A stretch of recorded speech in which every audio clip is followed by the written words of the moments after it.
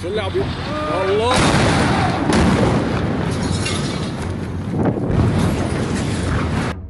Iran telah menyatakan kemarahannya atas serangan udara yang dilancarkan oleh pasukan Israel terhadap fasilitas nuklirnya pada Jumat 13 Juni 2025 dini hari.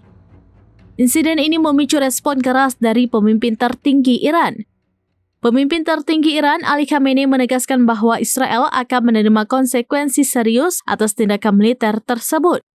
Ia juga sangat mengecam serangan yang mengakibatkan gugurnya seorang komandan senior Garda Revolusi Islam atau IRGC dan seorang ilmuwan nuklir Iran. Melalui platform media sosial X, Khamenei menyampaikan bahwa Israel telah melakukan kejahatan yang tidak dapat diterima terhadap negaranya. Ia menyoroti bahwa penargetan area pemukiman oleh Israel memperlihatkan niat jahat mereka. Menurut laporan dari kantor berita IRNA, Khamenei dengan tegas menyatakan bahwa Iran akan menjatuhkan hukuman berat kepada Israel. Pernyataan ini disampaikan hanya beberapa jam setelah Israel menyerang beberapa lokasi di Teheran dan kota-kota lain. Dengan adanya serangan ini, Khamenei menilai bahwa Israel kini harus bersiap menghadapi konsekuensi yang sangat berat dan menyakitkan.